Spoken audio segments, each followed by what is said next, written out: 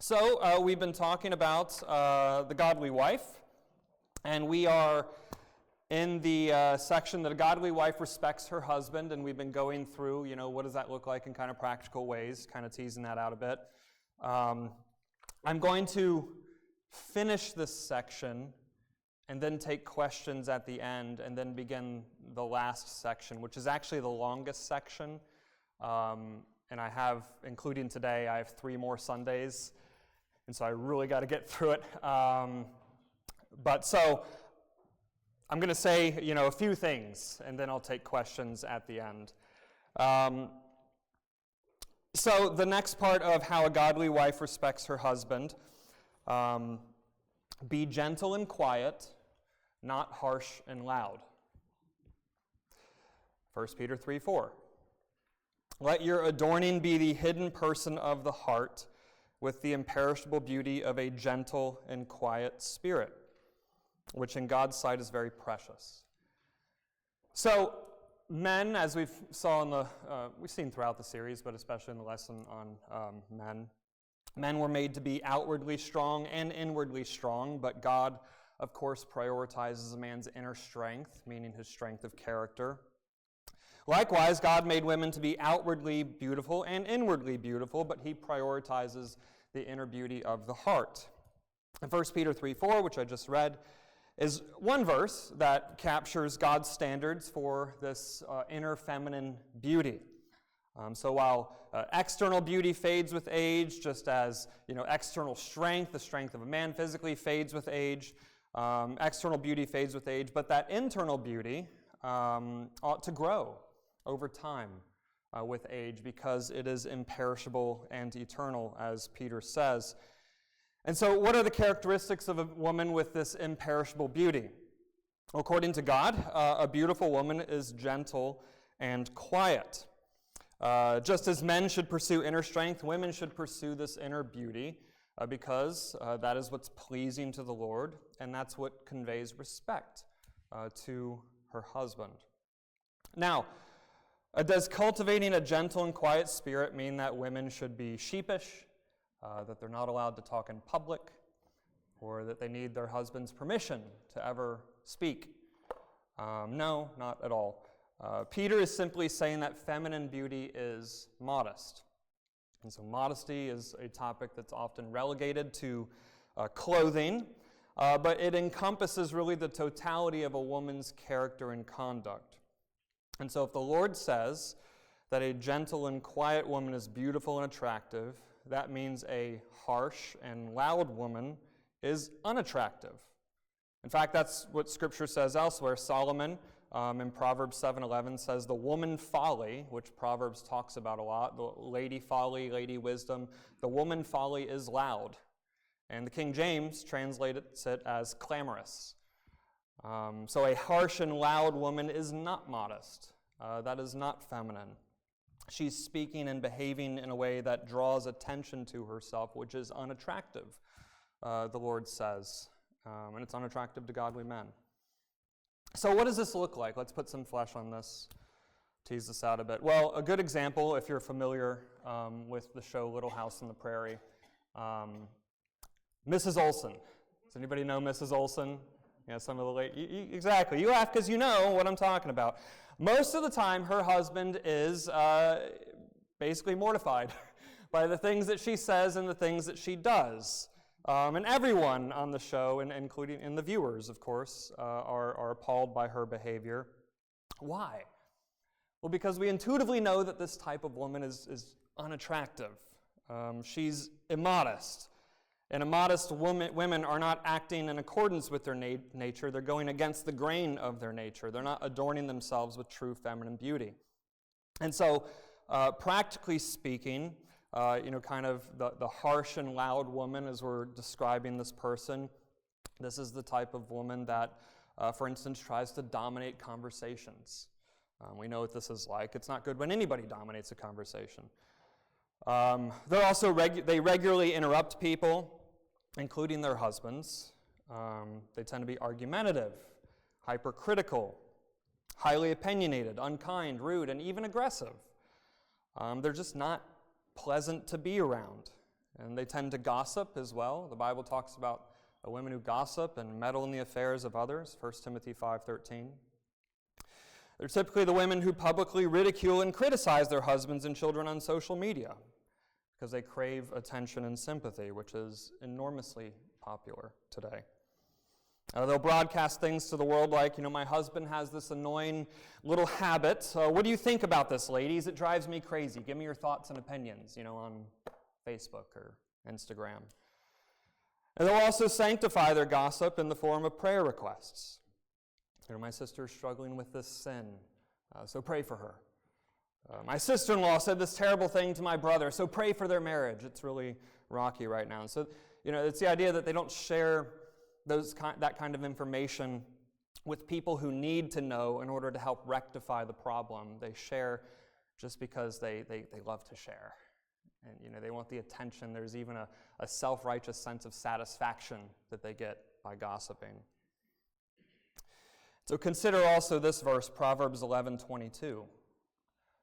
Like a gold ring in a pig's snout is a beautiful woman without discretion. Those are God's words. That's what he thinks about a woman without discretion. One who's immodest, one who's not gentle and quiet, but harsh and loud. So she might be a 10, in terms of outer beauty. But if she's immodest, she's just not attractive. Not attractive in the Lord's eyes, not attractive to godly men. And so Proverbs there is simply affirming what we already know, which is that inner beauty eclipses outer beauty. Okay? But feminism, which we're going to talk a lot more about in a little bit, feminism says the opposite, right? Just think about ladies today. A beautiful woman is the woman who's harsh and loud. It's kind of the example we have of the modern woman. She's independent, she's opinionated, she's bossy, she's domineering. It's the, I'm a woman, hear me roar type of attitude. That is what is virtuous by today's standards, but not by biblical standards. The Lord exhorts women to not follow what's socially acceptable. You're to be in the world, but not of the world. And so pursue true feminine beauty by adorning yourself with a gentle and quiet spirit, knowing that that is what best communicates respect to your husbands. Now, I do have a section on dressing modestly. I talked about, modesty in general there and dressing. I'm going to pass over the dressing modestly section, though, for the sake of time. Again, just thinking about how many weeks I have left. But to summarize it, ladies, dress modestly. Respect your husband's wishes about modesty, especially. The next section, under respect, is for ladies to be supportive and encouraging of their husbands and not contentious. Proverbs 19:13. A foolish son is ruin to his father, and a wife's quarreling is a continual dripping of rain. Proverbs 21:9. It is better to live on a corner of a roof than in a house shared with a contentious woman. Proverbs 21:19. It is better to live in a desert land than with a contentious and irritating woman. Proverbs 25:24, it is better to live in a corner of the housetop than in a house shared with a quarrelsome wife. And finally, Proverbs 27:15-16, a continual dripping on a rainy day and a quarrelsome wife are alike. To restrain her is to restrain the wind, or to grasp oil in one's right hand. So, why does Solomon give multiple warnings about a contentious and quarrelsome wife? Well, it's because these ladies are incredibly common. And Solomon would know. He was married to quite a number of women, wasn't he? But this is one of those, again, female sins that gets little to no attention. One way that wives just drain the life out of their husbands is by berating them, arguing with them, ridiculing them, insulting them, belittling them, and just yelling at them. This communicates the opposite of respect, doesn't it? This is a wife. Remember, the wife is the body. This wife is a body that's simply not supporting the head. So what happens to that head? It just falls to the ground. discourages and demoralizes a lot of men. That's what happens. And so, and contentious wives, they often try to nag their husbands into being good leaders, which always backfires. The truth, as I've said before, is that many men want to lead and they try to lead, but they are constantly met with resistance by their wives. And so there's a lot of people in the church, yes, we affirm headship and submission, but it's kind of like in the theoretical realm, but when it really gets implemented in practical ways, there's resistance. Other men want to lead, but they feel inadequate for some reason, perhaps. Maybe they had poor male examples growing up.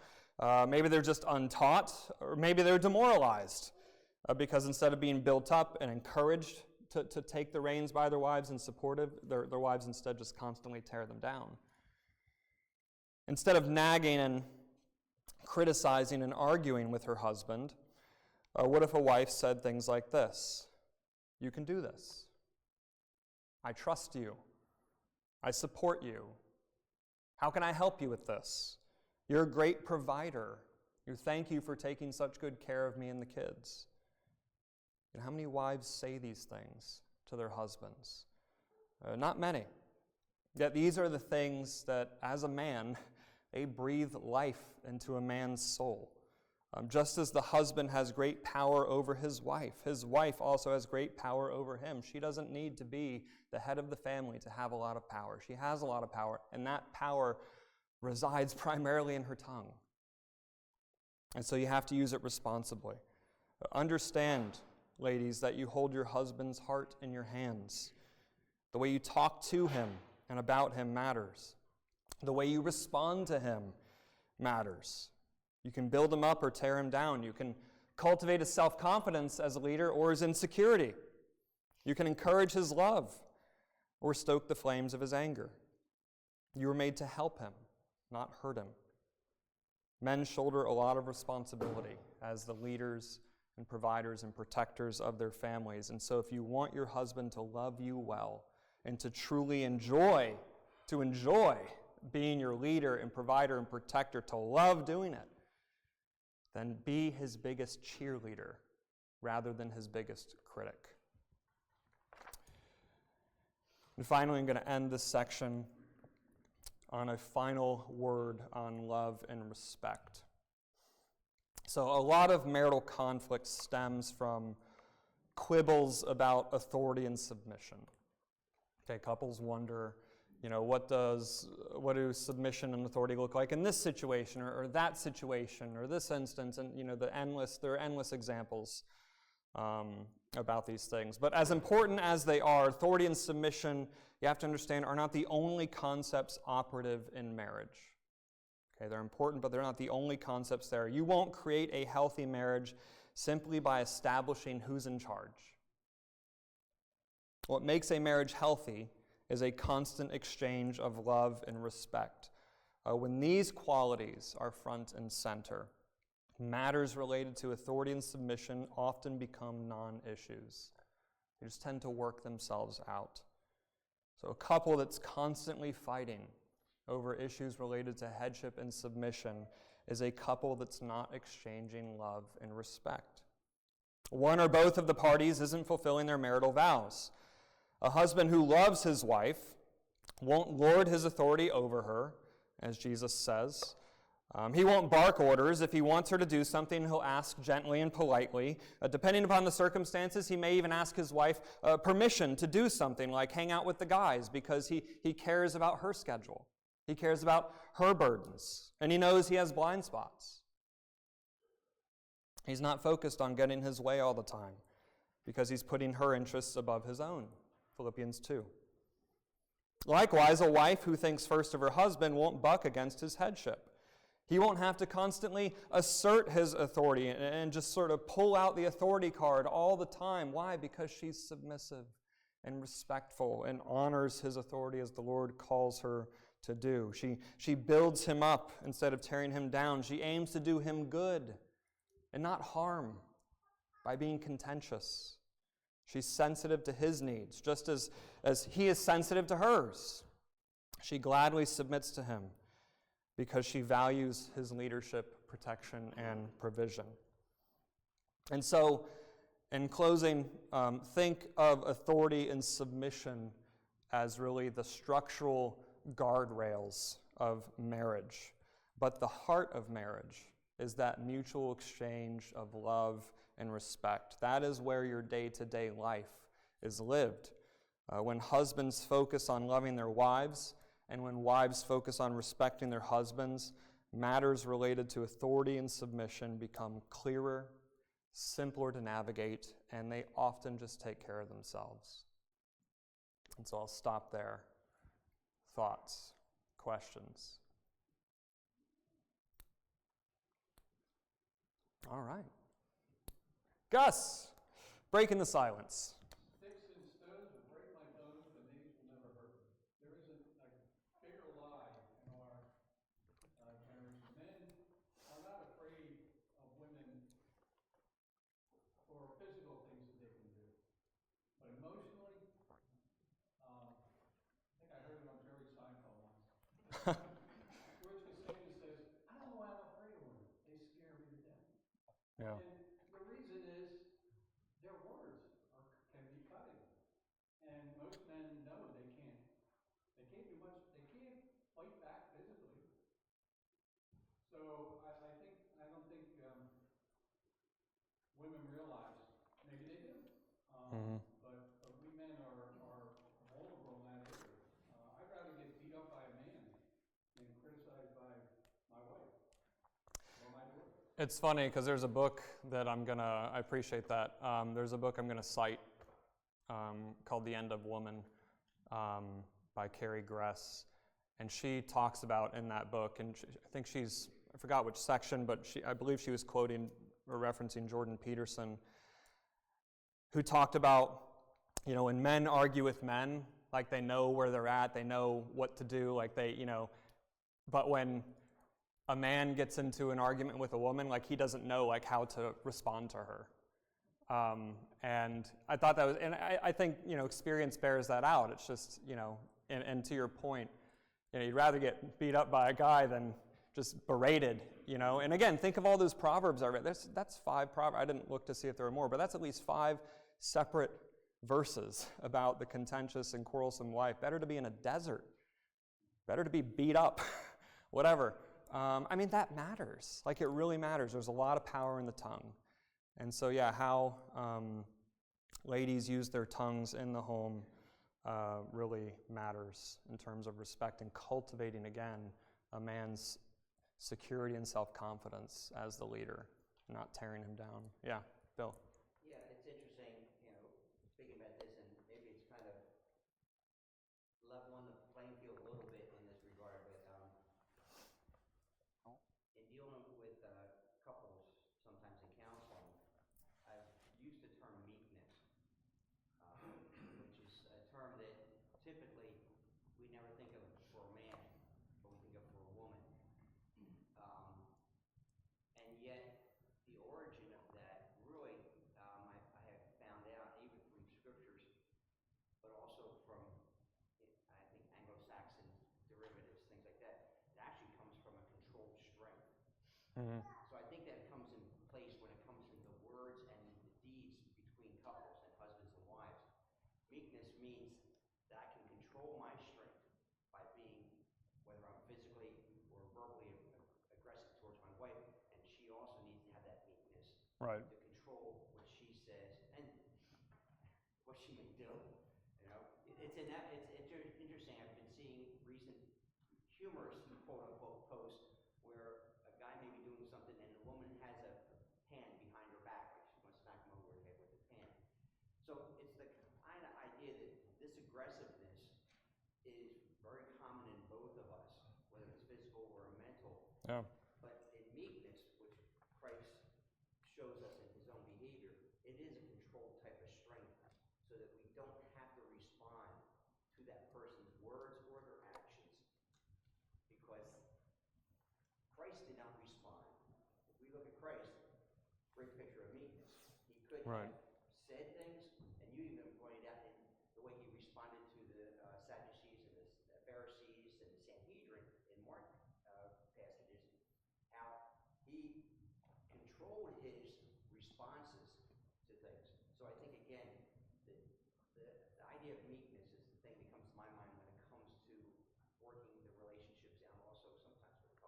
Yeah, that's important. Humility, humility and meekness, essentially synonyms. That's a good point. Let me move on then. So we've looked at a godly wife submits to her husband, a godly wife respects her husband. The last section, a godly wife embraces the vocations of motherhood and homemaker.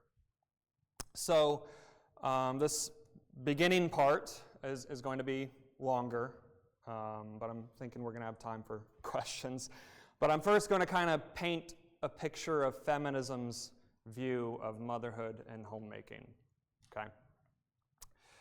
So in her book, The End of Woman, which I just referenced, Carrie Gress notes that classic female Disney villains, think of like Ursula, the evil queen, or Lady Tremaine, who was the stepmother in Cinderella, that these female Disney villains were always defined by envy, and that caused their misery, their bitterness, and ultimately their downfall. And it used to be then that envy was widely recognized as a vice, even a deadly sin, right? But feminism has turned this vice into a virtue by building an entire belief system upon the envy of men. Gress writes this, the destructive envy women have toward men can be boiled down to simple terms. We hate you, but we want to become everything you are. It is a kind of envy, but also a hidden rejection of what it means to be a woman, and a desire to become what they perceive men to be, powerful, without the demands or drudgery of mothering children. So just think for a moment, based on that, think about the women who are revered in our society. Why are they honored? Why are they admired? Is it because they're stellar mothers and homemakers? No. Those women don't get books written about them. They don't get interviewed for their achievements. Society only honors women who've attained the heights of men. The modern woman doesn't see her purpose as bound up in a man's, as Genesis 2 says. She's not dependent on a man. Instead, she's in competition with men. Her worth and success are measured purely by her ability to outperform her male counterparts. So that is the degrading message of feminism. And yet generations of women and men have been trained to think that this message is elevating and liberating. Gress writes again, she says, unlike any other ism in the world today, feminism is one we aren't supposed to question. We are meant to embrace it with our whole hearts because to do otherwise would be to betray ourselves as women, or so the argument goes. As a result, most women view feminism as something for which they should be grateful, like a beneficent grandmother who has patiently watched over them and guided them to a happier and more just world. And so the entire goal of the feminist enterprise is for women to shed their femininity to become men, which undercuts the dominion mandate. Our culture hates God's command right there in Genesis 1 to be fruitful, multiply, fill, to build households. Motherhood is treated as a choice, as just this non-essential feature of being a female. It's just one lesser option among better options. In fact, motherhood is oppressive. This is why pro-choice advocates, you'll commonly hear that unborn babies are parasites, right? That's the kind of language you hear. And so operating from this assumption, it's no wonder that so many women view children as an obstacle to their prosperity. For women to truly be happy, they must be like men, which means overcoming the shackles of motherhood, shackles that were put on women by the patriarchy. The expectation of motherhood is a tool, we're told, a tool of oppression and domination forced upon women by men. And so the patriarchy has to be destroyed. And this is why many women refuse to be mothers altogether. God designed women to be mothers, so they have a biological drive to create and nurture life. But because they think it's bondage, they suppress their biology and try to replace the responsibility of mothering and the companionship of marriage with lesser things. Things like dating around, hookups, porn, friends, career, social media, traveling the world, and pets. This is touted as female empowerment. These are the glories of singleness that ladies are encouraged to pursue.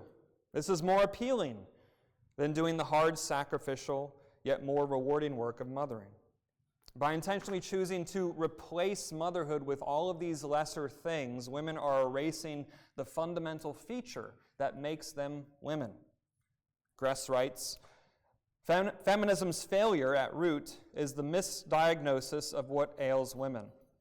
Feminists have worked hard to mitigate women's suffering, but by trying to eliminate our vulnerability, by making us cheap imitations of men, and by ignoring our womanhood.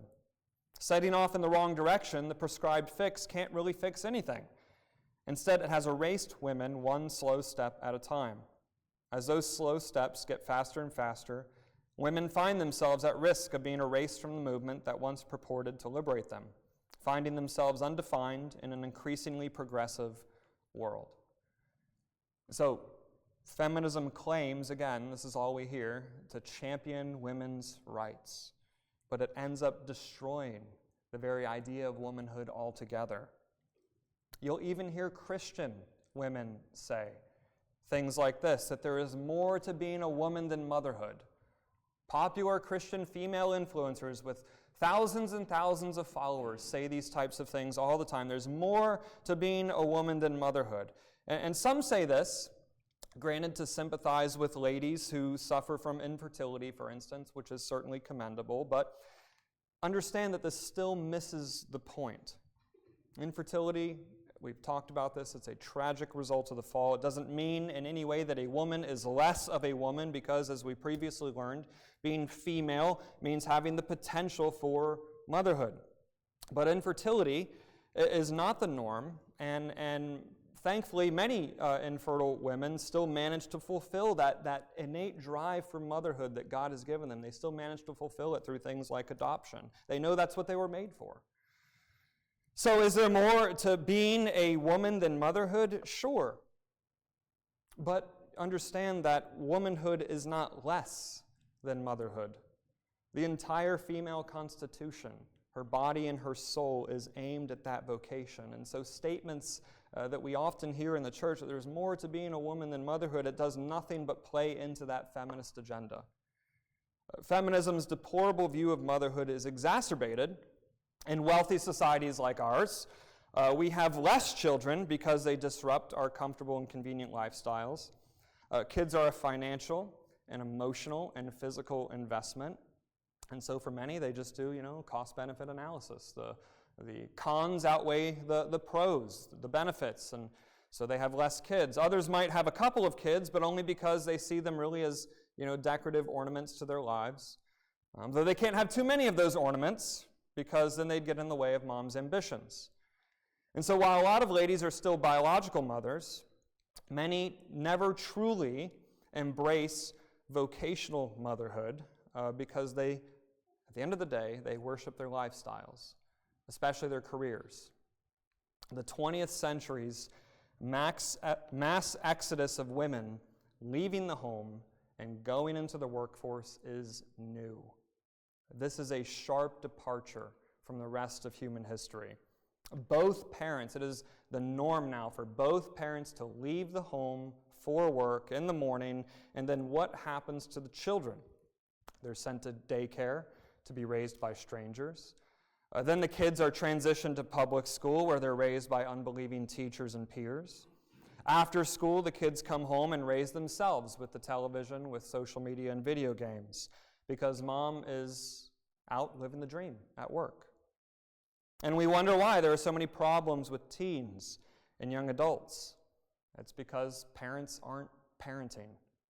Mom doesn't want to stay home, and dad either doesn't care, or he supports her going to work because he works, and well, if I work, she needs to work too. Or maybe he doesn't like that she's going to work, but he's too afraid to stand up to her and tell her to stay home.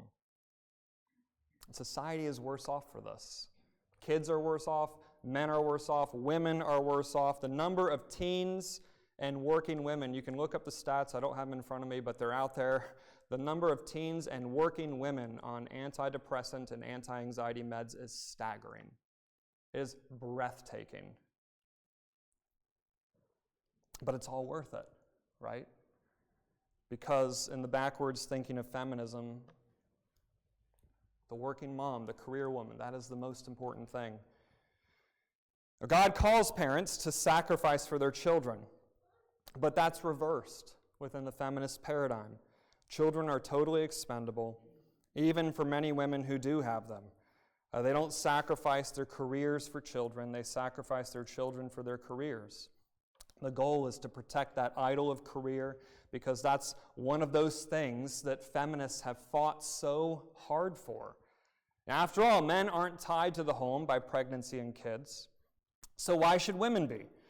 Men don't depend on female providers, so why should women depend on male providers? These are again, that term egalitarianism, these are the egalitarian views of freedom and equality that just permeate our society. Unquestioned, it's normal. This is what we swim in.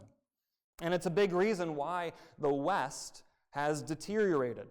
I mean, if you want to destroy a civilization, all you need to do is convince women that the one thing preventing them from reaching their potential is their own femininity.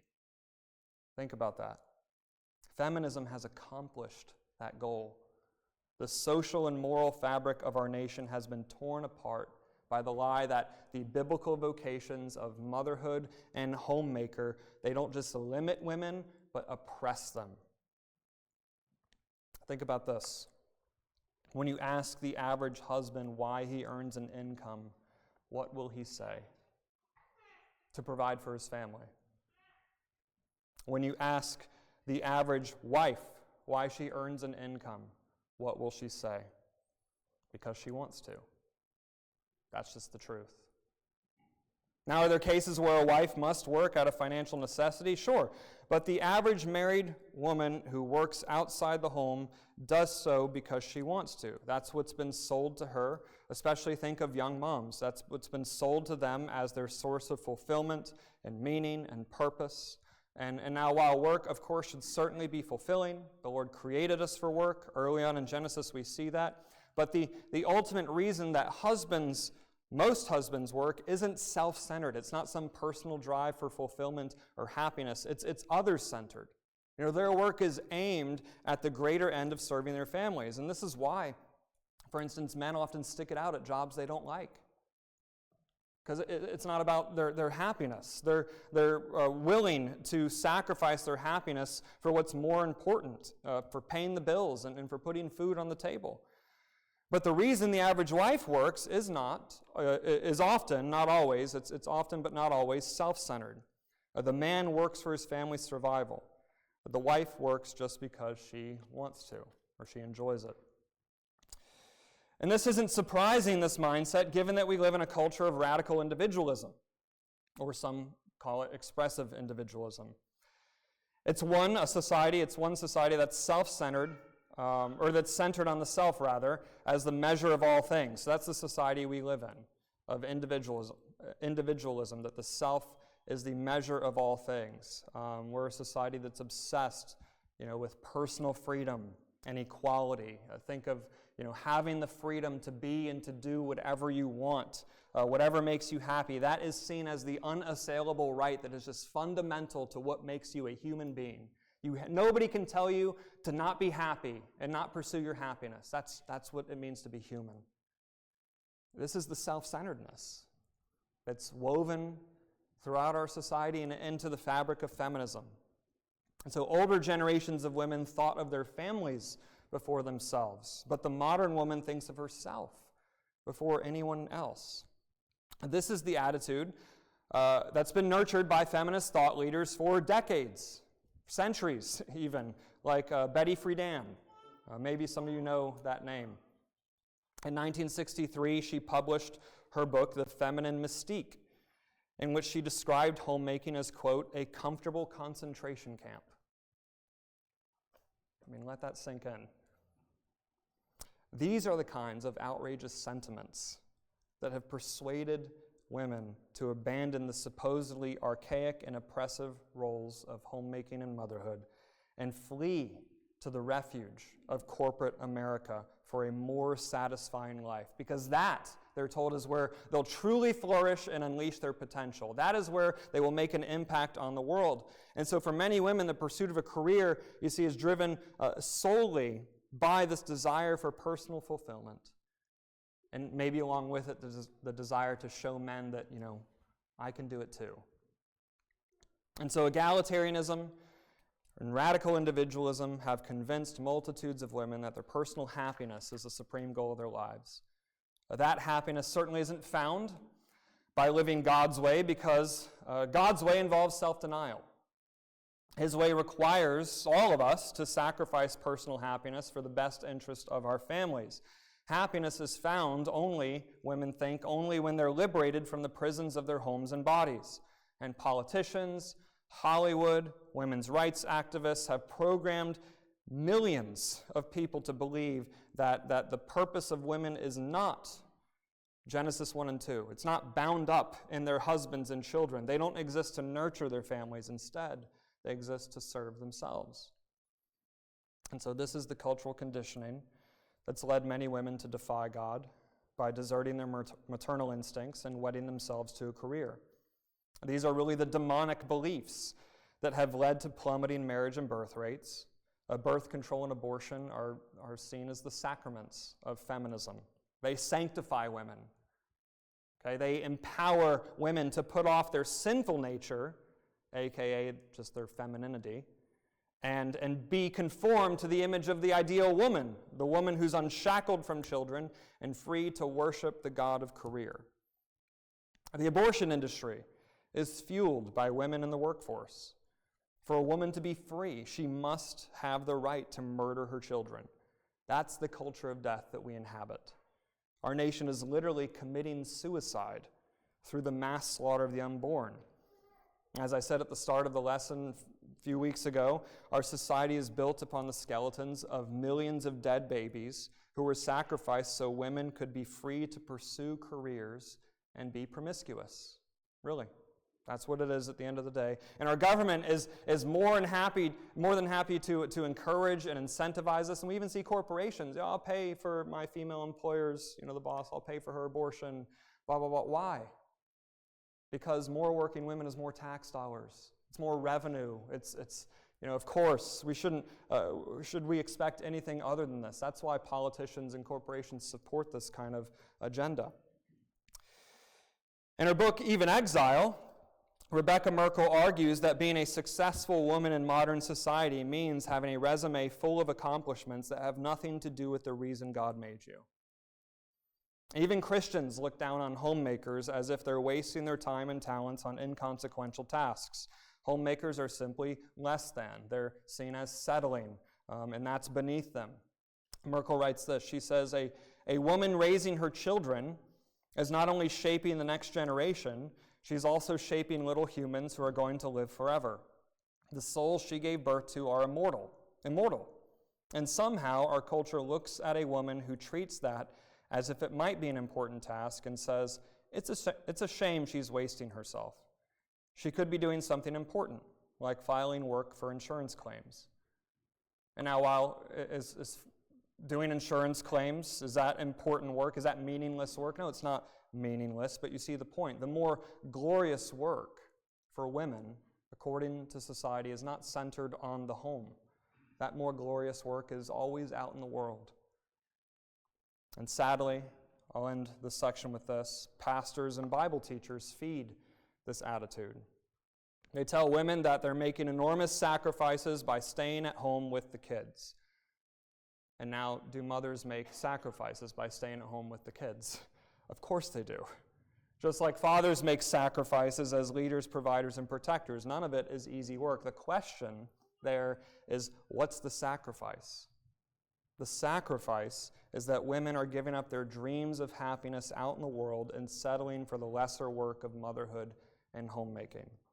The idea is that we should feel sad for these poor homemakers because they just could have been so much more.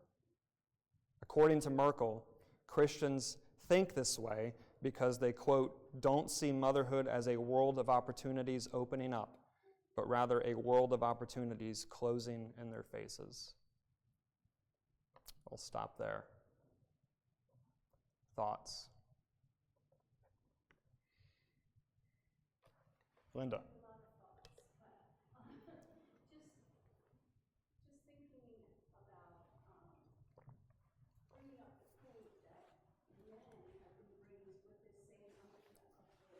Mm-hmm.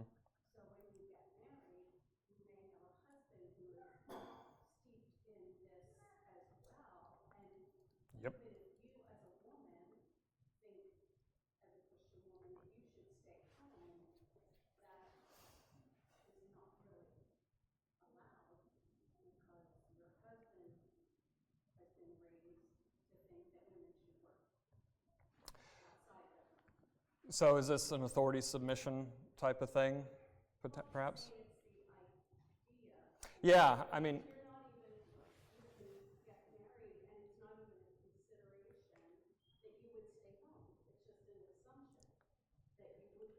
right.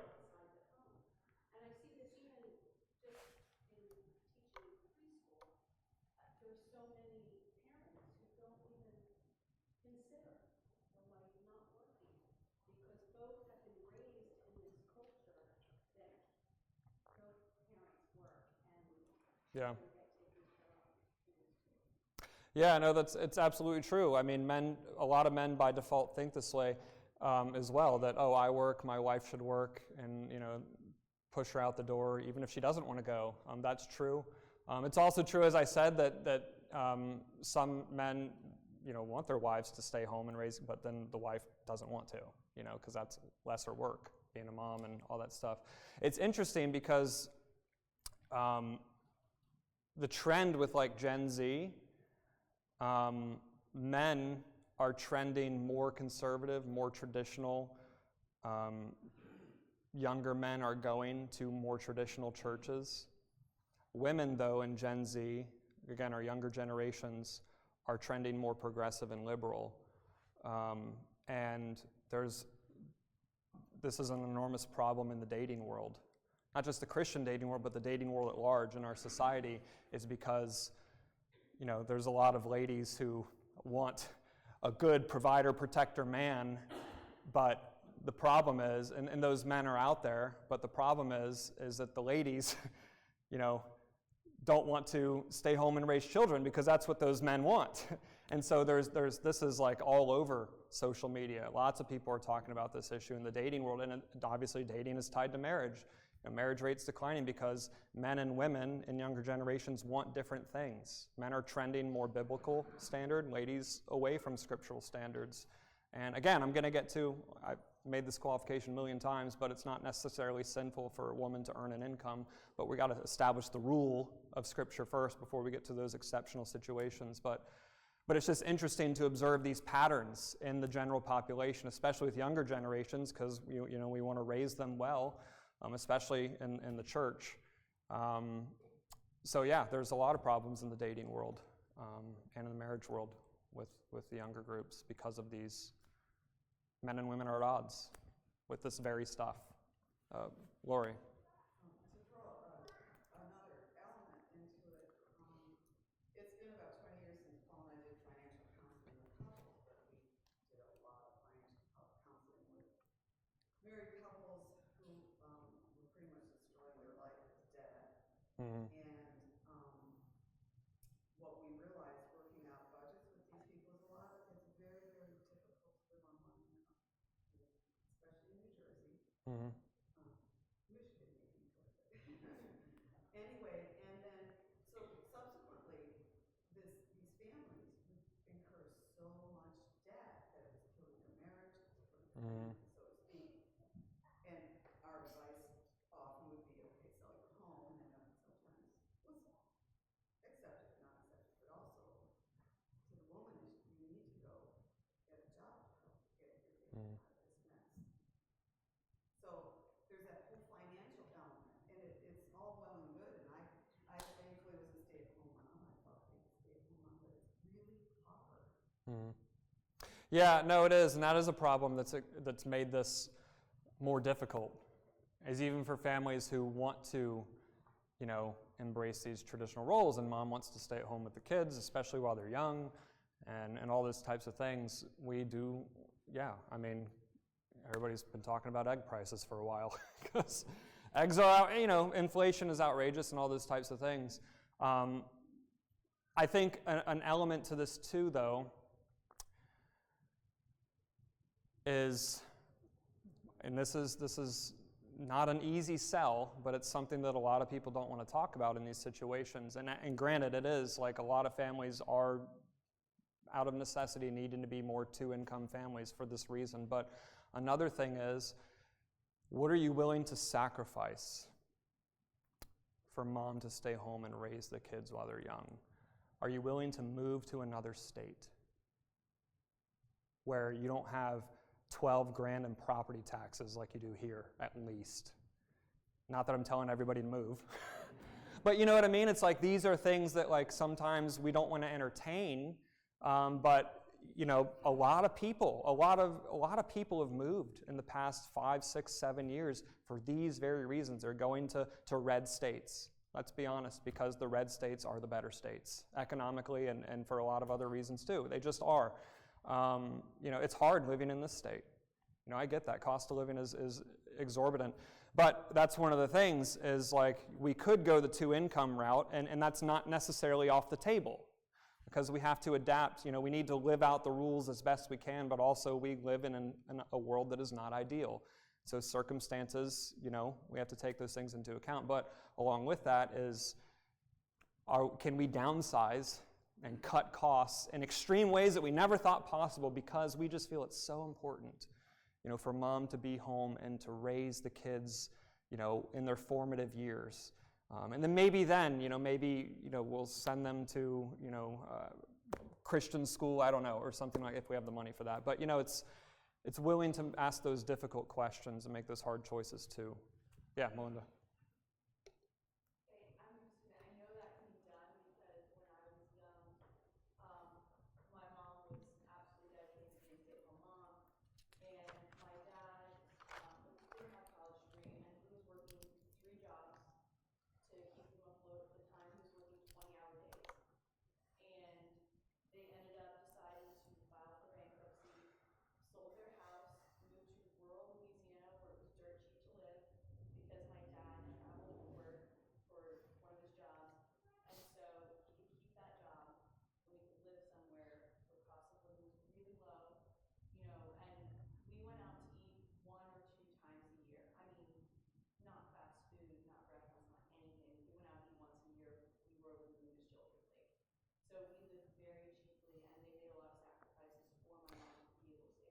Yeah, and I think the reason we don't entertain those things, again, is because look at the society in which we live. It's one of abundance. And we don't want to sometimes sacrifice what we perceive as abundance because it's uncomfortable. Yeah, so, Paul.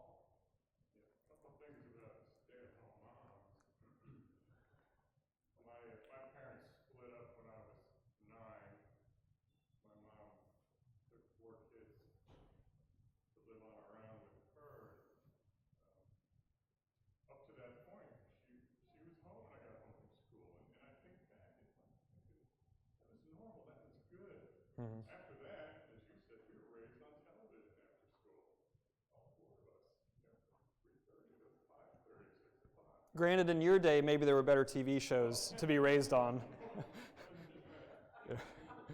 Not to make you feel old, but... Father knows best, Superman. Yeah. He's a good father figure. Our oldest son, Alex, when he was a senior, he came home from school and we adopted him when he was 18. He missed a year of school, so he was a senior when he was 18. And his mom and dad had passed, and his mom died when he was 13 or 12 maybe. So he never had a mom at home. So he comes home from school one day and Alex, he's with us, and says, Mom, I love it that you're here. Yeah. I mean, it makes all the difference. There's a great book. I didn't reference it. I have it in the footnotes. It's called Being There by Erica Commissar. I don't know if anybody's heard of it. You can look her up on YouTube. But she talks, I think she's Jewish, but she talks about why being home with your kids, especially in the first 3 years of their lives, is just absolutely critical. Scientific literature she goes into, the bonding between mother and child, like all these different things that, you know, often a lot of people don't even think about. She talks about the problems with daycare. I mean, kids die in daycare too. That happens. because of negligent daycare workers. But that's not the only issue, is the idea of taking a young child away, like almost as soon as they're born, take them away from their mom, hours a day being raised by other people.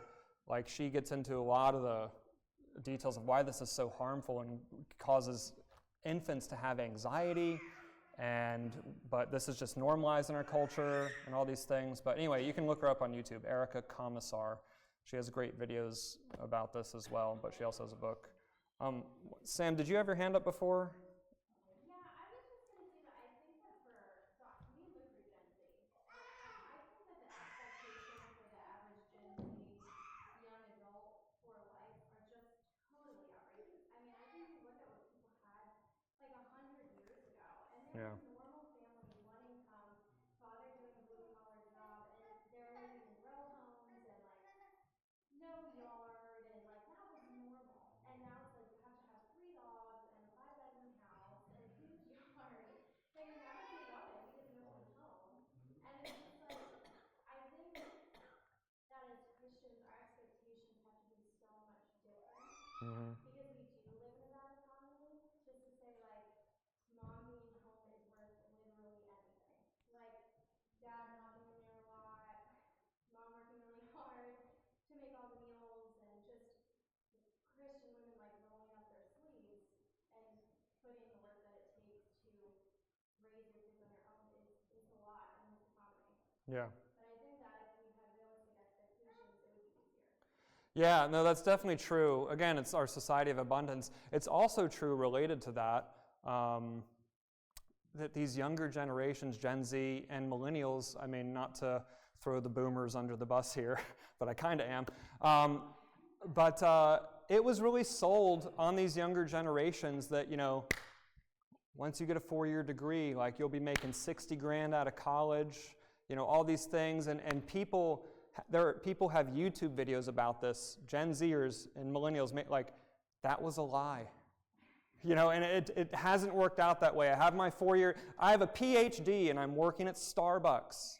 Like, and so a college degree today is, maybe equivalent to a high school diploma 50 years ago.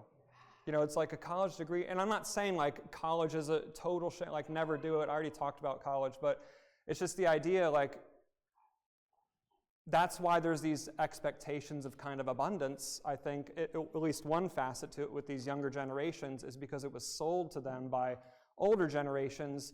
You'll make a lot of money, you can have what you want, go to college, get a degree, and a good job will be there when you get out, and it's just not the case. A lot of young people are struggling financially for this reason. Melinda, and then Brett, then we'll close. I'm gonna briefly touch back on what you were saying about the importance of mom being there for little kids. I see it all the time on social media. Women posting a video of, I just dropped my 6-month-old off at daycare and I've been sitting in my car crying. And Yeah. in the comments, people are like, you're so brave, don't worry, you'll be fine. And some of the women, they're like, talk me off the ledge, tell me, should I go back and get my kid or should I go to work? And in the comments, everyone's like, no, you're gonna go to work, And these women, they know in their biology that what they're doing isn't the best thing. That's why they're sitting there crying. But they're fighting so hard against it. They're going to social media saying, someone so call me, tell me I'm doing the right thing, when they know they're not. Yeah. And that's in social media.